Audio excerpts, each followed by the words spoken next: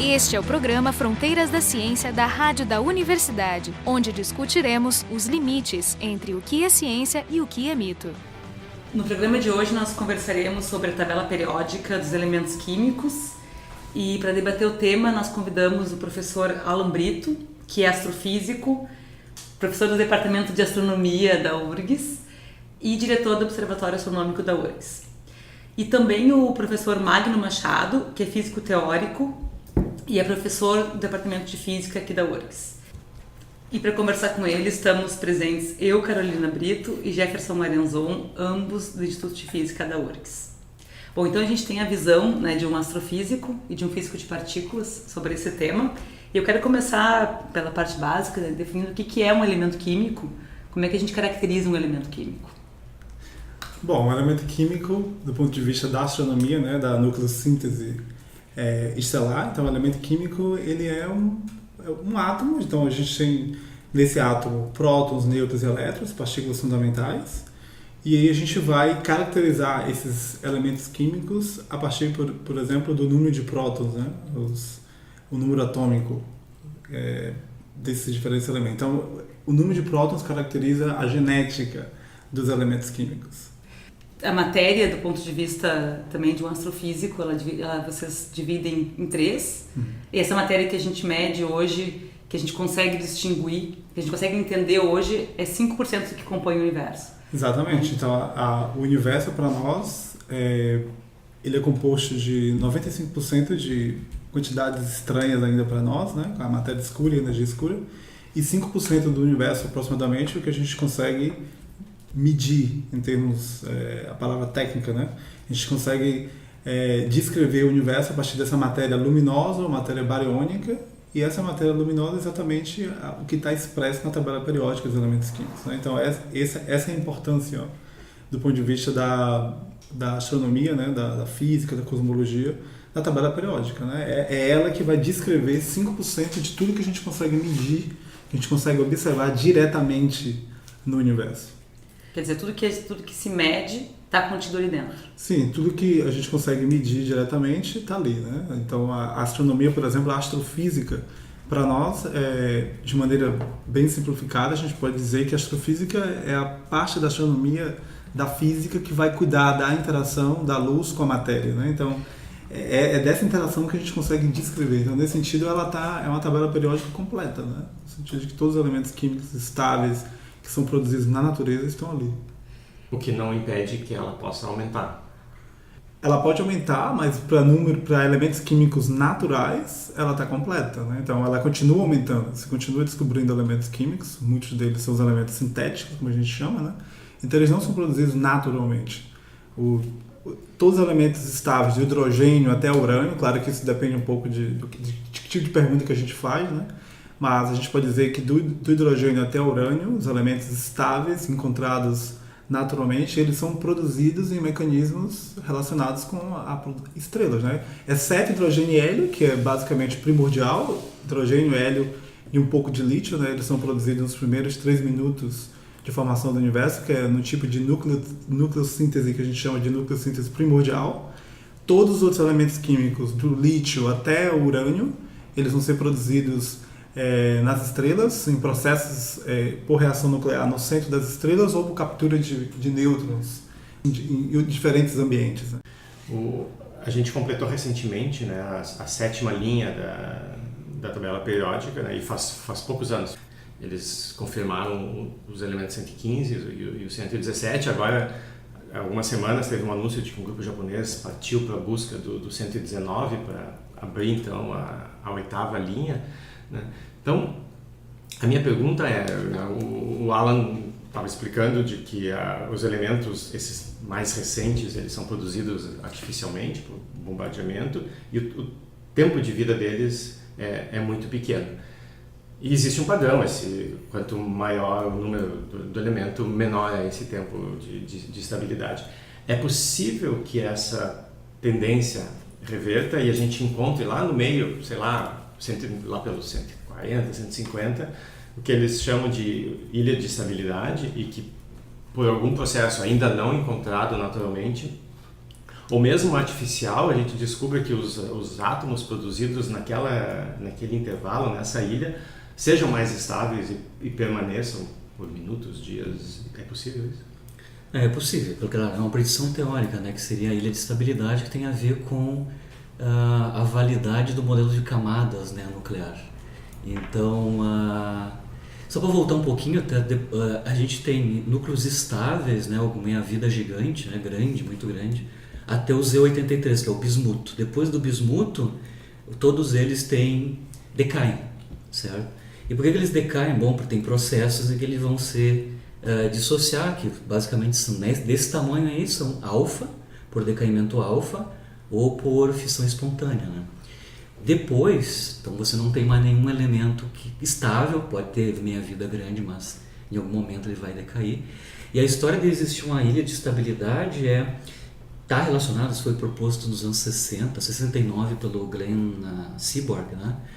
Baseado no modelo de camadas nucleares, em que pode ser que existam núcleos muito grandes, em que eu tenho camadas nucleares completas, e o fato de eu ter camadas nucleares completas, que no caso do próton são 114 prótons para cobrir uma camada, uma grande, né?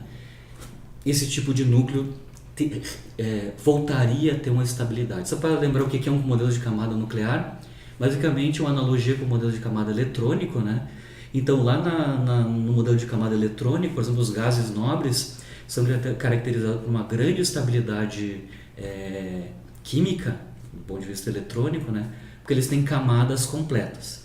O pessoal nos anos 54 construiu um modelo similar de camada para os prótons e para os nêutrons, que também são férmions, então se faz exatamente o mesmo tipo de construção. Claro que agora no modelo de camadas nucleares você tem duas camadas, uma para o próton e uma para o nêutron, né? E toda vez que você tem camada completa, que seria os gases nobres na versão nuclear, você tem uma alta estabilidade nuclear para esses caras. Então tem uma série de propriedades físicas para núcleos que a gente chama números mágicos, né? Números mágicos são as camadas completas, tanto para próton quanto para nêutron, né? Estabilidade nuclear, abundância de elemento químico, o cara tem baixa seção de choque de absorção de nêutron, tem simetria altamente esférica, então tem um monte de propriedades nucleares que esses caras que têm camadas de prótons e nêutrons completas,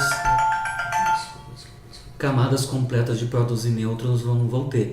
E os núcleos mais assim supímpacos, são os principais do ponto de vista de estabilidade, são os que têm duplas camadas completas de prótons e camadas completas de nêutrons. Esses caras são chamados duplamente mágicos. E é esses núcleos que o Seaborg esperava que seria altamente estável, tem alguma estabilidade, com um número gigante de prótons e nêutrons, 114 prótons e 200 lá vai pedrada nêutrons, muito, muito, muito pesados. Esses caras só são produzidos via reações nucleares. Você vai ter que, de alguma maneira, usar um acelerador para fazer uma reação nuclear onde você obtenha um núcleo composto onde o número de nêutrons seja dessa ordem, seja o número de prótons e o número de nêutrons seja compatível com um núcleo que seja com duplo números mágicos. Não poderia, por exemplo, encontrar em algum meteoro, algum meteorito, alguma coisa que tenha sido feita, alguma energia possível? A pergunta seria, existiria energias possíveis? Mesmo esses caras aí que eles pretendem fazer via processos de reações nucleares, a expectativa, a maior parte dos papers estima que o tempo de vida é minutos, segundos. Mesmo nas ilhas de estabilidade. Alguns caras acham que pode durar, sei lá, alguma dezena de anos, mas a maior parte deles tem vida média curta. Então não detectaríamos porque teria decaído muito antes provável. De chegar na Terra. E dentre os átomos conhecidos, a gente tem alguns que tenham essas camadas completas, e em relação aos outros o tempo de meia-vida deles é maior. Então a gente consegue testar essa previsão dos já conhecidos de que a camada completa aumenta? Claro, se você mapear lá na tabela periódica e pegar os números dos caras que são só mágicos, já são mais estáveis que os outros, e duplamente mágicos são meia dúzia de caras, e esses caras são... Eu acho que no nosso caso, eu acho que o carbono, né? Acho que até C20 mais ou menos você tem uma estabilidade. Depois disso já... Sim. Você tem a carta de Euclides, né? O vale de estabilidade, então você tem ali alguns elementos que são bem estáveis. Os primeiros mais abundantes são claramente duplamente mágicos, né? E esses caras são altamente estáveis. Falando da ilha de estabilidade, né? A princípio é teórica, né? De não, até o momento não conseguiu ter ciência suficiente do ponto de vista técnico para construir esses elementos mais pesados, estáveis, né? Mas a mídia, né? A cultura pop já usou esse conceito da ilha de estabilidade no Homem de Ferro, né? Então, no Homem de Ferro 2, foi dos anos 2010, né? O Tony Stark lá, ele conseguiu criar um elemento que está dentro da ilha de estabilidade. Para quê? Porque ele tinha lá na carapaça dele, era feito de um elemento pesado, mas dentro da tabela periódica era o paládio. Então era feito de paládio 206 e 208, só que o paládio 206 e 208, apesar de ser estável, ele tem uma seção de choque de absorção de nêutrons alta. Então quando ele absorve nêutron, ele faz a absorção e ele vira um outro elemento, um outro isótopo do paládio, que é radioativo, que é o 207 e o 209. Então esses dois, o 207 e o 209, eles decaem por decaimento beta e também decaimento gama. E o resultado desses decaimentos te dão, dão núcleos pesados também, tipo prata, né? Então ele estava sendo envenenado por metais pesados e estava sujeito à radiação. Então, no momento ele ia morrer porque ele estava sendo bombardeado tanto por radiação quanto por... Mas isso é discutido no filme? Sim. E aí o próprio cara, ele é um cara, né, que é todo cheio dos esquemas, ele quer resolver o problema, ele vai...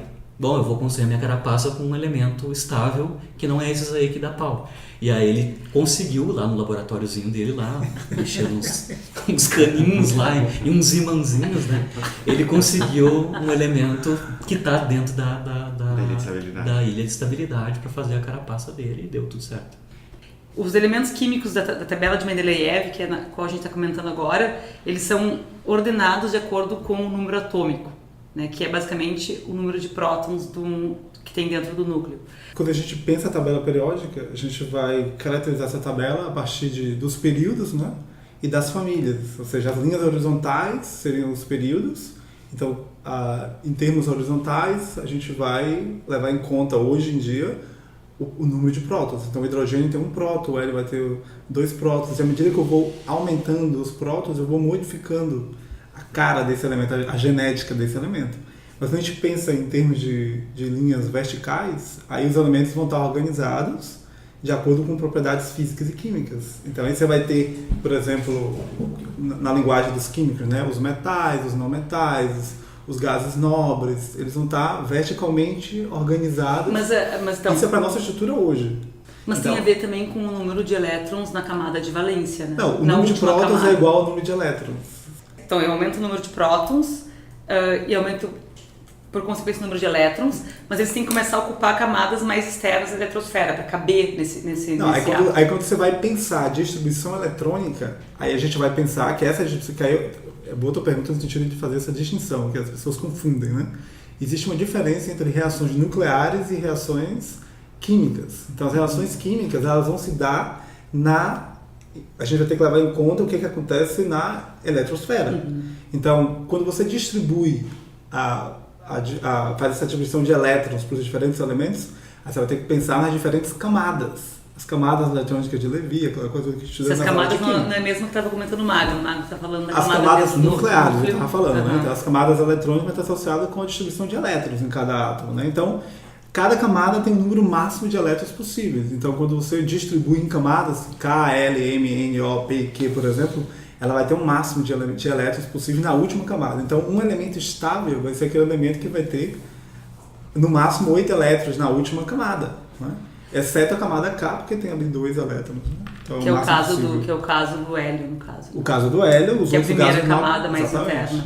Então, mas aí é que está. O que vai modificar as propriedades químicas desses átomos vai estar associado com essa eletrosfera, né? com a distribuição de elétrons.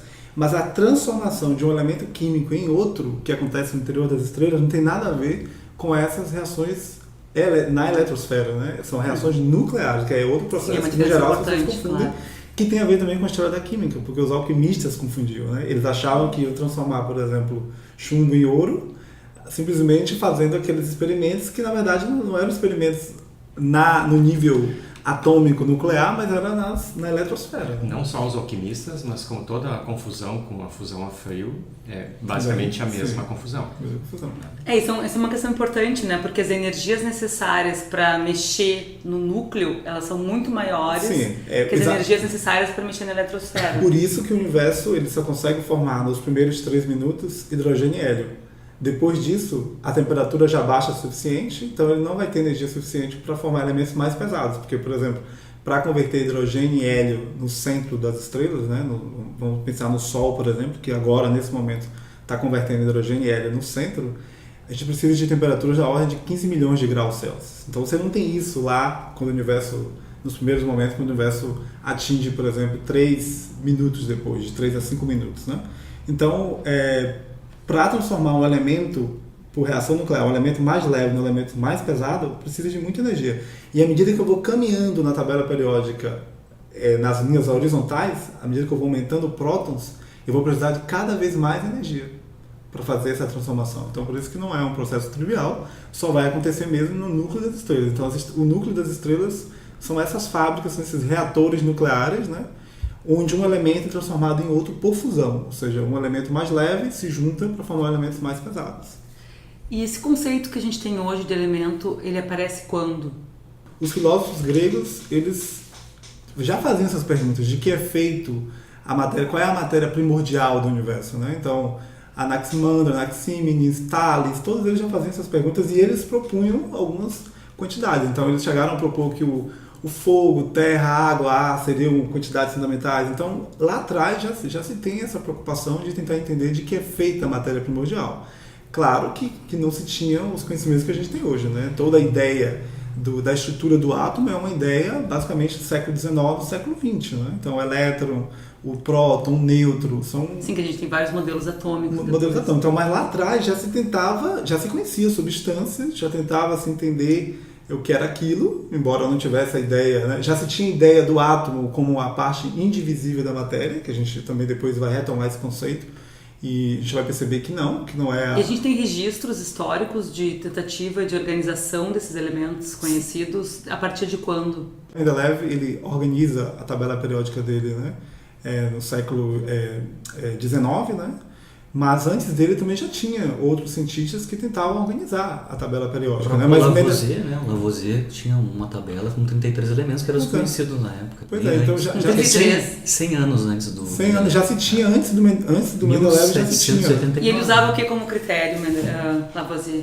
Os elementos que eles conheciam na época, na verdade, os elementos que estão lá não são só átomos, são compostos também, que eles achavam que eram elementares. Né? Outra coisa... Até o calórico incluía. A luz. Historicamente, o Mendeleev, ele realmente é o primeiro a organizar, no sentido de que ele estava escrevendo um livro, né, para organizar os elementos, química inorgânica, e aí então ele escreveu em cartões as propriedades dos elementos que ele conhecia, e ele foi tentar buscar ali um padrão, né? Então foi aí que ele percebeu que alguns, por massa atômica, ele organizou esses cartões em massa atômica, então ele percebeu que tinha padrões, e essa tabela dele tinha buracos. E esses buracos, então ele impõe que seriam elementos químicos que ainda seriam descobertos. Então ele começa a fazer previsões a partir desse arranjo. Esse é o diferencial das tabelas periódicas quando chegam no Mendeleev. Todas as outras anteriores o pessoal cobria os buracos. Os buracos, exatamente. O Mendeleev foi o primeiro, aqui tem um buraco, e ele inclusive fazia a predição das propriedades básicas que ele imaginava por correlação. Né? Até eu faço uma analogia do Mendeleev com o Gell-Mann. Por exemplo, o ômega-, que é uma partícula pesada, hadrônica, né? O Gell-Mann conseguiu predizer usando o modelo da via óctupla lá dele, usando simetria do SU3. Então, a chacada do Mendeleev, porque ele tem uma força, além de fazer uma coisa prática, que é a questão da tabela em si, ele explicava os buracos. Que pode ter coisa. Tinha uma outra previsão que ele fazia também para os elementos já conhecidos. Porque aí mudava o lugar. Esse elemento, essa propriedade que foi medida está errada. E aí se remedia e se verificava. Tem que lembrar que a questão de usar a terminologia próton é bem mais recente. O que na verdade os químicos faziam todo o processo de classificação na massa, o peso atômico. E aí você tinha uma restrição no século XVIII e XIX de como medir massa desses elementos. Exatamente. Esse que é o problema. Então eles faziam por comparação, mas em geral compara com o quê? Com os mais leves. O problema é que os mais leves, que são gases, né, são moléculas diatômicas. Então tem toda uma problemática, mas vai ser sistematizar. Como é que tu isola uma coisa? Quem é o cara que tu vai fazer de controle? Em geral é o gás hidrogênio, que é o H2. Lá tem 2 prótons. Tá? Sim, que também tem. Então quer dizer, tu tem lá, tu consegue medir a massa, bem ou mal, mas tu ainda não sabe que ali dentro tem prótons mais nêutrons que definem aquela massa. E depois tem toda a problemática dos isótopos, né? Que tu pode ter um elemento. A massa é relativa, né? Em alguns momentos, químicos já se deram por conta da noção de valência, tá? Com quantos carinhas um elemento pode se ligar. Tem tabelas periódicas bem antes do Mendeleev que classificavam os elementos em blocos por valência também. Como assim? Mas eles não tinham o modelo da eletrosfera do átomo? Não, mas eles sabiam nascer por reação. O fulaninho reage com tanto. Aí esse cara aqui, sei lá, sei lá, vamos dizer NaCl. Isso, né? Um desses elementos, o sódio, né? O sódio liga com mais não sei 2 ali, cara. Esse cara é bivalente. Então a noção de valência foi utilizada já em algum momento. Depois que eles entenderam microscopicamente o que acontecia. Então, a única coisa que eles podiam fazer é medir massa atômica e fazer reações químicas. Sim, claro, entendi. E a tabela do Mendeleev ele já traz lá, já tem essa informação de como esses diferentes elementos, né, qual era o grau de oxidação deles. Né? Então ele já tinha essa informação. Sim, porque na verdade quando a gente organiza, quando a gente olha pela coluna na tabela periódica, né, do colégio, lá a gente aprende que os elementos da coluna 1 podem se ligar facilmente com a coluna 17, porque um tem um elétron a mais e o outro tem um elétron a menos. Mas você pode entender tudo isso prática, sem precisar um modelo eletrônico. Por prática de reação química, você sabe, esse elemento se liga mais fácil e se liga precisa tanto. Sim, já tinha noção de afinidade de quantitativamente. Que apareceu bem antes da química, basicamente era isso. Era tentativa e erro, vamos ficar misturando esse monte de coisa e vamos ver se aparece ouro ou coisa assim. Mas eu fico pensando, né, tô na antiguidade lá, sei lá, eu identifico que tem ouro, né, mas não necessariamente eu vou entender que aquele ouro é formado, se é uma liga feita de vários elementos químicos ou se tu tem um único elemento químico. Isso é um conceito que tu precisa de muita ciência até tu entender, muito experimento, enfim, para tu conseguir outro aspecto que eu acho interessante ressaltar nesse sentido, né, da tabela periódica de Mendeleev é exatamente também depois ele prevê os buracos, né, então ele organiza essa tabela e está lá os buracos. E também, assim, quando você descobre os gases nobres, ele teve dificuldade também de aceitar os gases nobres, porque eles não se encaixavam naquela tabela dele, porque os gases nobres tinham propriedades diferentes, né? Então, mas por que não se encaixava? Quer dizer, por exemplo, se eu percebo... Porque os gases nobres, eles não reagiam com ninguém. Aliás, na maior parte das tabelas não existia gás nobre. Não existia. Porque eles são inertes. Então, a última coluna, que é a coluna 18, lá acho que do Mendeleev, né? Que vai aparecer os gases nobres. Os gases nobres foram identificados no início do século XX, que é o Ramsay. Sim, mas eu não entendo isso, porque deveria ter um buraco toda aquela... Por exemplo, eu tenho Z igual a 1, que é o hidrogênio, Z igual a 2 é o hélio. Tá, aí, digamos, tem um buraco no Z igual a 2. Depois que se descobre o hélio, deveria ser natural dele entender que ali deveria faltar alguma coisa. Não, eu não tinha... porque é aquela coisa, né? Os gases nobres não reagiam, então ele tinha essa dificuldade de aceitar, porque não eram elementos triviais, né? Não se enquadrava naquele padrão das propriedades físico-químicas. Inclusive, ele chegou a dizer que os elementos... algo estava errado, porque a tabela dele estava... O cara veio um pouco arrogante, né? A mesma dificuldade que ele teve para incorporar o conceito de radioatividade, quando Marie Curie, né, de toda aquela discussão que foram contemporâneos, da questão da radioatividade, ele também tinha dificuldade de entender como é que um elemento brilhava no escuro. Então, tem essa outra questão que eu acho interessante. Do ponto de vista dele, ele então tinha as propriedades. E ele jogava paciência, uma espécie de paciência, não é? Uma das características que dizem que o Mendeleev era o cara indicado para fazer a tabela porque ele era um enciclopedista. Ele tinha... Além de químico, né? Sim, mas enciclopedista de química. Ele tinha na mente todas as informações sobre os átomos. O que ele fazia é isso. Como ele viajava de trem, ele pegava os cartões, escrevia todas as propriedades de cada átomo e ficava tentando achar achar padrões. Inclusive tem essa história, né, que é um pouco a verdade, um pouco é lenda. Na verdade é verdade, mas é bastante exagerada, de que ele teria visto a forma da tabela periódica num sonho. Né? Mas esse sonho ele teve depois de muitos anos trabalhando em cima do problema. Ele baixou a cabeça na mesa, sonhou com um arranjo, mas esse arranjo não é ainda a tabela periódica. Né?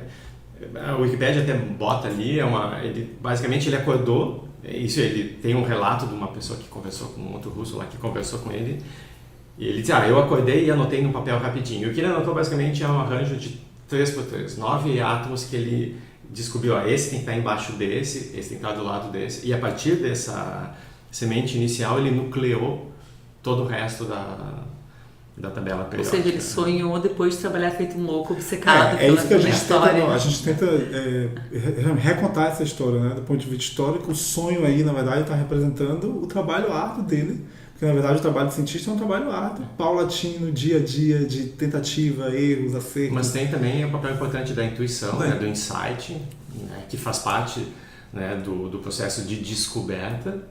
Eu gostaria de discutir um pouquinho as maneiras assim, alternativas dessa tabela periódica, porque se tu vai lá na internet tem algumas maneiras alternativas, eu não sei o quanto isso é válido. E bem recentes, inclusive. Algumas recentes, vocês conhecem um pouco esse tema?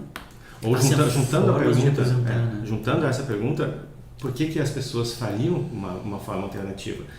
Porque talvez a tabela periódica ainda deixe algo a desejar. Então, quais são os defeitos da tabela periódica? Já antes, né, já no século XIX, XVII, o pessoal já não representava usando as colunas e períodos, né? Tinha tabelas helicoidais, não lembro o nome do cara que fez isso, que é helicoidal. Existe agora versões 3D, tem tabelas que são maiores, com 32 colunas e não 18, para jogar para dentro ali os lantanídeos e os actinídeos, né?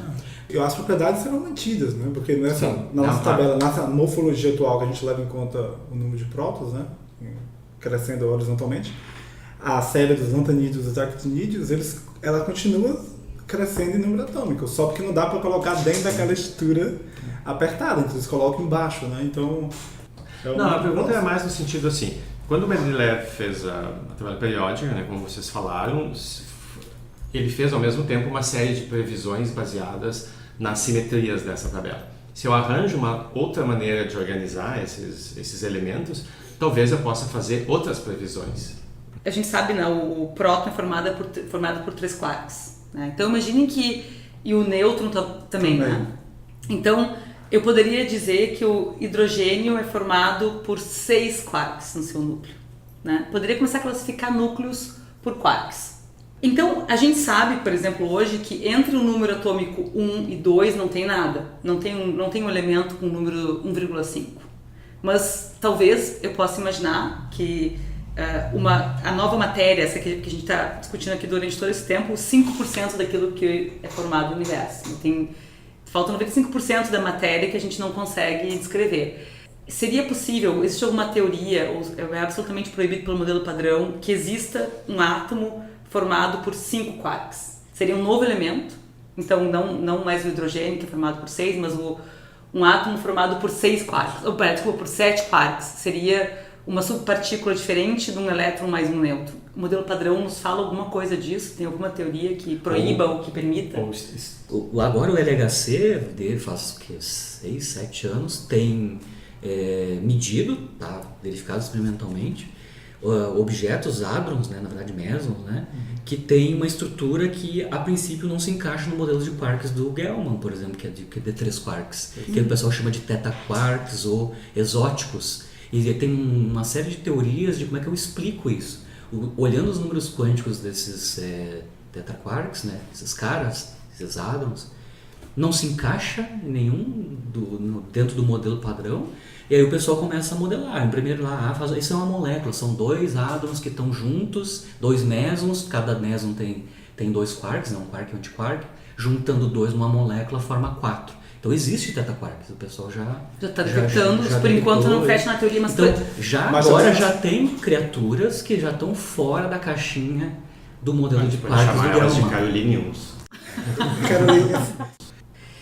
Então hoje nós conversamos sobre a tabela periódica dos elementos químicos e nós conversamos com o professor Alan Brito, que é professor do Departamento de Astronomia aqui da URGS e é diretor do Observatório Astronômico da URGS, e com o Magno Machado, que é físico teórico e também professor do Instituto de Física da URGS. Para conversar com eles, estivemos presentes eu, Carolina Brito, e Jefferson Larenzon, ambos do Instituto de Física da URGS. O programa Fronteiras da Ciência é um projeto do Instituto de Física da URGS.